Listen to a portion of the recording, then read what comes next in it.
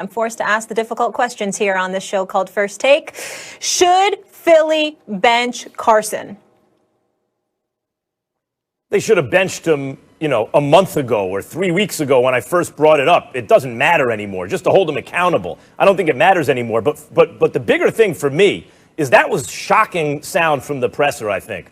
I don't think Doug Pederson has the power to bench him unilaterally. I don't think he can make that decision. And he was asked the other day, does he have the autonomy to do it? And he avoided the question, right? He was evasive. He didn't answer it directly. So it felt to me at this presser like he came out and either like he got a message that he's supposed to send that, yes, he can make the decision. And either he feels like, I really can't, or he's been told explicitly he can't. That's how it sounds to me. I mean, he came out there first and said, he starts talking about organizational changes, moving on from a quarterback. And then he moves on to, as of now, Wednesday. This was yesterday. As of Wednesday, he's the starter. Wednesday? Well, hold up. Is he going to be the starter on Monday? And he equivocates, and finally he squeaks out yes. Listen to this again. Listen to the end part again. You're not making that move, right, Doug, to a different quarterback? Not today on Wednesday, no. Okay, possibly for Monday? I'm focused right now on getting better today. I mean, okay. We're looking. I don't know. I mean, I would say no. Carson's your starter for Monday? Yes. Say it with your chest, Coach. Say it with your chest. Carson, your starter on Monday? Yes. Mike Tomlin, we ask him that question. Yes, this guy's starter. Pederson, yeah. That is a guy, Stephen A., who sounds to me like he does not have the autonomy to bench the quarterback. And that sounds like a coach who's thinking about his job, who's scared for his job, who doesn't know if he has the power to do what he needs to do as a coach.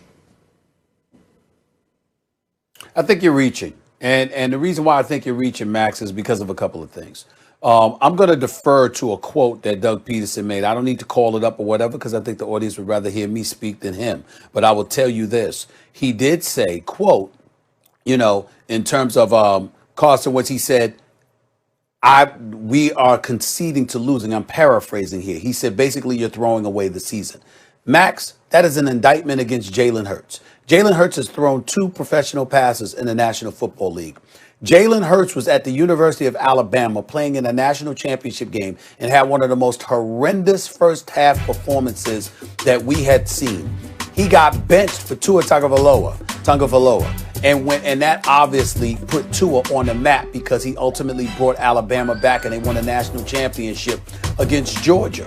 We understand that. He had to transfer to Oklahoma, and even though he had a stellar season, primarily it's due to his running ability because when you watch him throw the football, it's been a challenge. You can't replace Carson Wentz with a dude that struggled to throw the football in college and has only 2 professional quarterback throws in the National Football League. Eventually, I think that Jalen Hurts is a stud athlete, so eventually I think he'll improve his throwing ability, and as a result, he'll get his opportunity. But it certainly can't be now, and that's really what this is about, which brings me back to Pederson.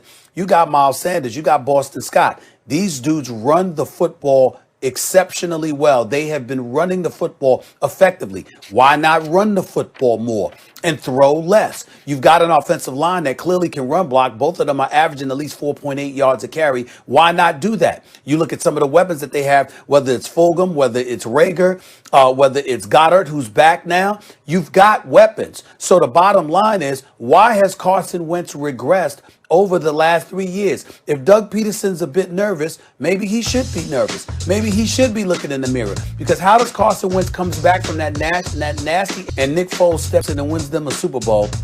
The next year you come back, you go 5-6 in your 11 starts, but you're completing about 68, 69% of your passes. And from that point, you've plummeted 63%. Now you're down to 58%. You have regressed under Doug Pederson. So maybe, just maybe, we should be looking at Doug Pederson a little bit more and asking him, since your defense stinks, since you've had some injuries, since you have a running game that you've ignored with no viable reason to ignore, since you've done all of those things, why are we not looking at the quarterback? Why are you not looking at the coach, as opposed to Carson Wentz? That's all I'm saying. Because, look, first of all, the Jalen Hurts point. Stephen A., I say this every time the subject comes up. Hurts, right, like Howie Roseman, if he thought Hurts could be the quarterback of the future, God bless him, right? Even in college, it was unclear whether Hurts could be a quarterback at the next level.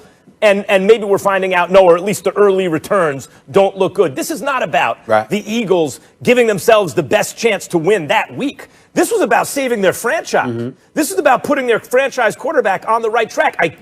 What did Carson Wentz say a couple weeks ago after he threw interceptions and they lost? This is the way we do things around here.